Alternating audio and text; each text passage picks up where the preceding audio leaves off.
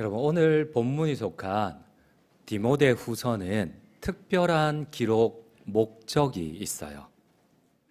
여러분, 신약 성경은 27권으로 이루어져 있어요. 그 가운데 반 이상이나 되는 14권이 사도 바울이 기록을 했습니다.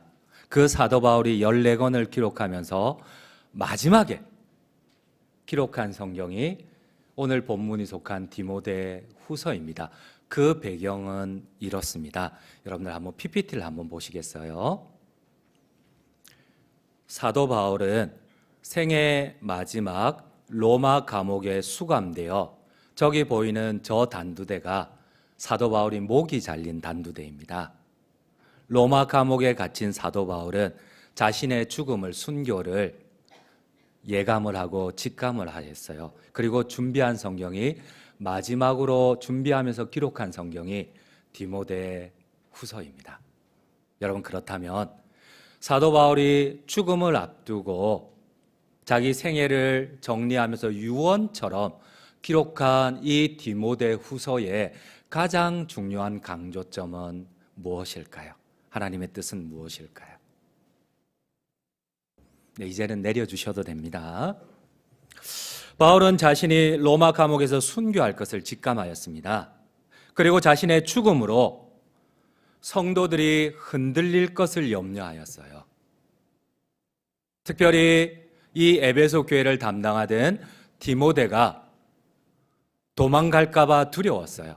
여러분, 성경은 디모데에 대해서 이렇게 얘기를 합니다. 디모데는 어린 나이에 담임 목사가 되다 보니까 작은 일에 소심하고 연약하고 그리고 작은 일에 두려움이 많았다고 합니다. 우리 한번 오늘 성경 말씀 1장 7절을 함께 읽도록 하겠습니다. 1장 7절입니다. 하나님이 우리에게 주신 것은 두려워하는 마음이 아니요 오직 능력과 사랑과 절제하는 마음이니. 그렇습니다. 주님께서는 고난 앞에, 복음 전파의 고난 앞에 두려워하는 교회와 목회자 디모데에게 복음을 전파함에 있어서 고난을 받더라도 죽음이 찾아오더라도 물러서지 말라 명령하기 위하여서 기록한 성경이 디모데후서라는 겁니다. 우리 한번 1장 8절을 천천히 오늘 기록 목적을 같이 한번 읽도록 하겠습니다. 그러므로 너는 내가 우리 주를 증언함과 또는 주를 위하여 갇힌 자 된 나를 부끄러워하지 말고 오직 하나님의 능력을 따라 복음과 함께 고난을 받으라. 여러분, 디모데후서의 기록 목적은 복음 전파를 위하여서 고난을 감당하라는 겁니다. 죽음의 위협이 찾아오고 로마 감옥에서 단두대에 머리가 잘릴지라도 이 복음 전파의 사명을 감당하라는 겁니다. 그렇습니다. 사도 바울은 하나님께 직접적으로 받은 명령, 죽기까지 복음 전파의 사명을 감당하라고 디모데후서를 기록하고 있습니다. 여러분, 비록 복음 전파를 위해 우리가 불편합니다. 때로는 번거롭고 수치를 당하고, 물론 여러분, 사도 바울 시대하고는 다릅니다.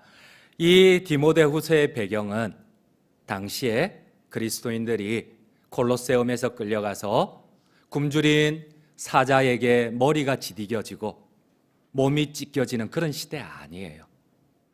로마 제국의 치하에서 산채로 폴리갑이나 이그나티우스나 우리 신앙의 선배들이 산채로 화형을 당하던 그런 시대 아닙니다. 복음 때문에. 그럼에도 불구하고 우리는 여전히 복음 전파가 부끄럽기도 하고 불편하기도 하고 우리를 힘들게 합니다. 그럼에도 불구하고 하나님께서는 죽음의 위협 가운데서도 절대 물러나지 말라고 기록한 성경이 이 디모데후서라는 사실입니다.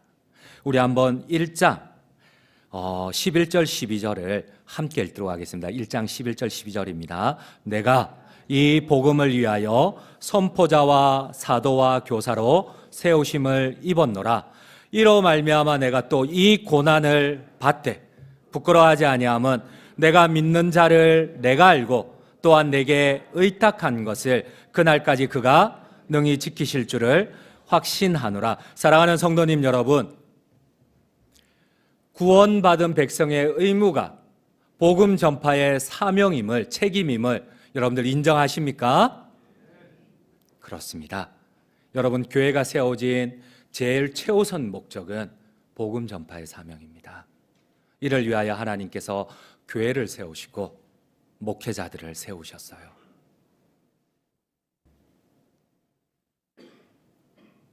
우리 다시 한번 디모데후서 1장 8절을 함께 천천히 읽도록 하겠습니다. 그러므로 너는 내가 우리 주를 정은함과 또는 주를 위하여 갇힌 자 된 나를 부끄러워하지 말고 오직 하나님의 능력을 따라 복음과 함께 고난을 받으라. 여러분, 우리가 하나님 앞에 섰을 때에 우리의 최고 자랑이 무엇이겠습니까? 나의 학력일까요? 나의 지식일까요? 나의 직분일까요? 사도 바울이 성경에 보면 유일하게 욕을 하는 장면이 나옵니다. 사도 바울이 항상 자신이 팔싹동이처럼 미완성된 태어났던, 그리고 항상 자신이 아무것도 아니라고 고백을 합니다. 그런데 유일하게 자신을 자랑하며 욕을 하는 본문이 나옵니다. 우리 한번 고린도후서 11장 23절을 함께 읽도록 하겠습니다. 함께 읽겠습니다. 그들이 그리스도의 일꾼이냐 정신없는 말을 하거니와 나는 더욱 그러하도다. 내가 수고를 넘치도록 하고 옥에 갇히기도 하고 더 많이 하고 매도 수없이 맞고 여러 번 죽을 뻔하였으니.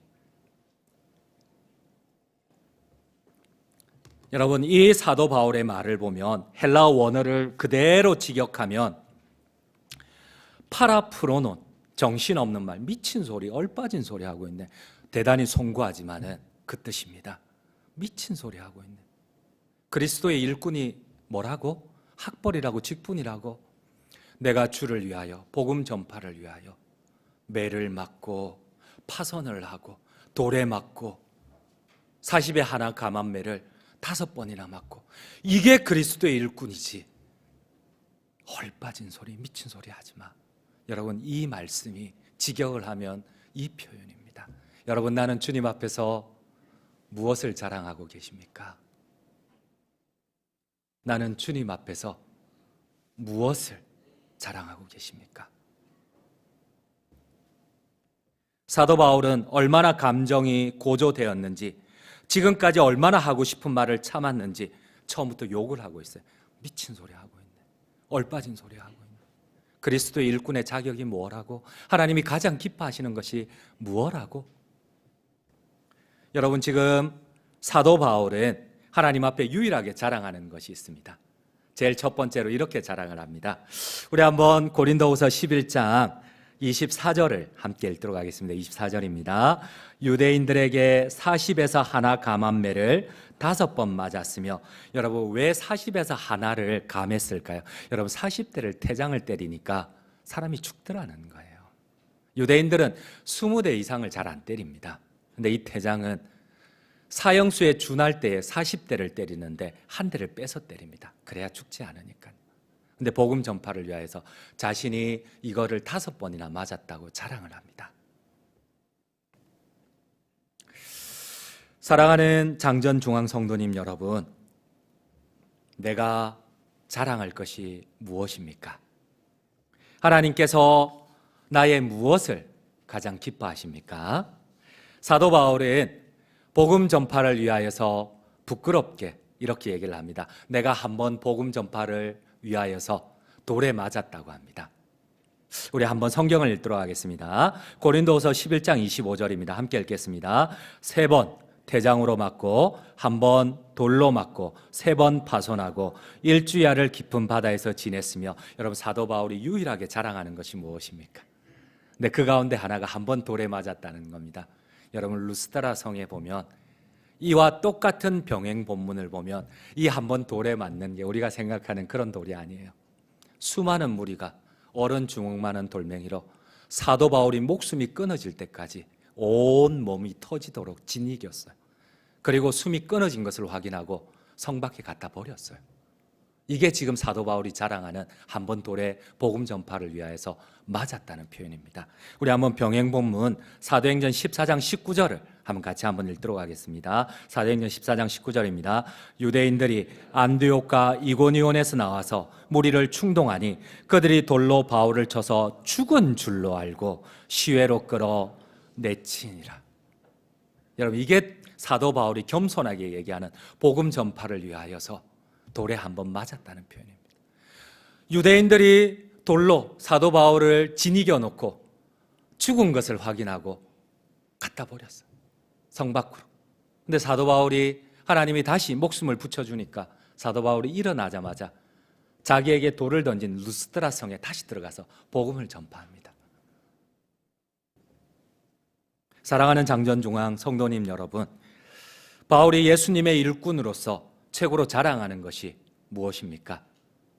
여러분들은 하나님 앞에 섰을 때에 최고로 자랑할 것이 무엇입니까? 그리스도인에게 복음 전파를 위한 고난은 여러분들 필수입니다. 하나님의 명령에 대한 순종입니다. 복음은 우리에게, 구원은 우리에게 거룩한 책임을 요청을 합니다. 그 책임이란 복음 전파에 따른 고난을 감당하는 겁니다.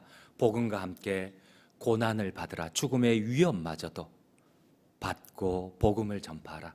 그러나 이 성경이 기록될 때 그 배경처럼 우리가 복음을 전파한다고 우리를 잡아다가 굶주린 사자에게 죽이지 않습니다. 우리를 산채로 네로의 정원에서 하루 저녁에 30에서 50명이 산채로 대꼬챙이에 찢겨져서 불태워지지 않습니다. 그럼에도 불구하고 주님은 여전히 우리에게 수치스럽고 불편하지만 그럼에도 불구하고 복음과 함께 고난을 받으라고 합니다. 여러분, 저는 어쩌면 불순종하는 목회자인지 모릅니다. 우리 옆에 있는 이웃교회 온천교회만 하더라도 매달 총동원 전도주의를 하고 분기마다 전도축제를 벌입니다. 근데 저는 1년에 한 번 합니다. 그럼에도 불구하고 우리가 구역 가사랑 잔치, 혼자는 힘들지만 구역에 함께 모여 이 사명을 감당해야 할 이유가 무엇일까요? 하지만 사도 바울이 복음 전파를 위하여서 고난을 받는다는 얘기를 듣고 사도 바울이 옥에 갇혔다는 얘기를 듣고 교회의 지도자들은 사도 바울을 버려버리고 하나님을 버리고 믿음을 버렸습니다. 우리 한번 오늘 본문의 15절 말씀을 함께 읽도록 하겠습니다. 아시아에 있는 모든 사람이 나를 버린 이 일을 내가 아나니 그 중에 부겔로와 허모게네도 있느니라. 여러분, 부겔로와 허모게네는 교회 지도자입니다. 사도 바울이 복음 전파를 위하여 옥에 갇혔다는 얘기를 듣고 사도 바울을 버리고 복음을 버립니다. 믿음을 버립니다.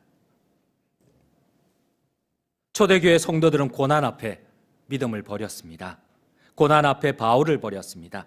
심지어 사도 바울의 오른팔이었던 수제자였던 디모데조차도 복음 전파에 따른 고난을 두려워하고 뒤로 뒷걸음질 쳤어요.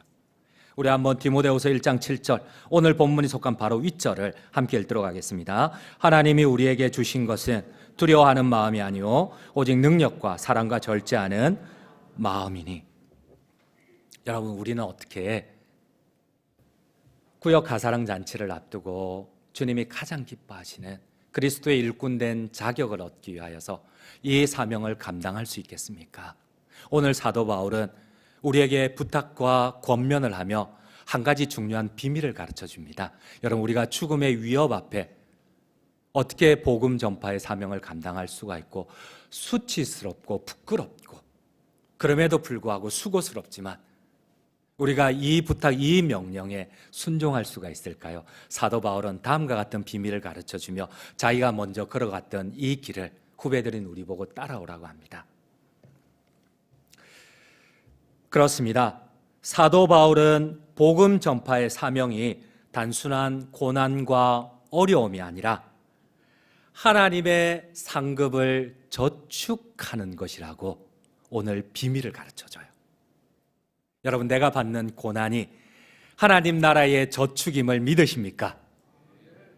이 확신이 없으면 내가 하나님을 알고 그분이 반드시 내가 저축한 대로 보상해 줄 것을 내가 확신하노라, 이 믿음이 없으면 그는 절대 대검 중수부 살인 면허권을 가진 가말리엘 문화 최고 학부를 가진 이것을 버릴 수가 없었어요. 그러나 내가 영생의 천국 영생을 얻고 내가 주를 위하여 고난받은 대로 주께서 나에게 반드시 상급을 주실 것을 확신하노라, 이 확신 때문에 사도 바울은 이 고난의 길을, 십자가의 길을 걸어갈 수가 있었습니다. 우리 한번 오늘 이 사도 바울의 고백을 함께 읽도록 하겠습니다. 천천히 오늘 본문이 속한 12절 말씀을 함께 읽도록 하겠습니다.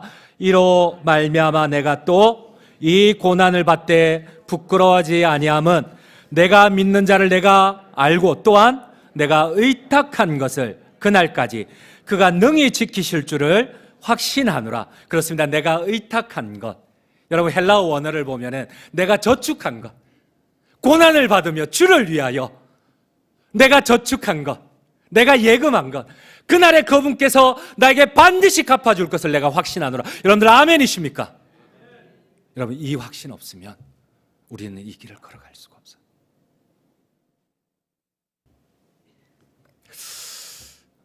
얼마 전에 코로나19 때 있었던 사건입니다. 우리 한번 PPT 두 번째를 한번 열어주시겠어요? 코로나19 사태 때, 여러분 저곳은 일본의 한 편의점입니다.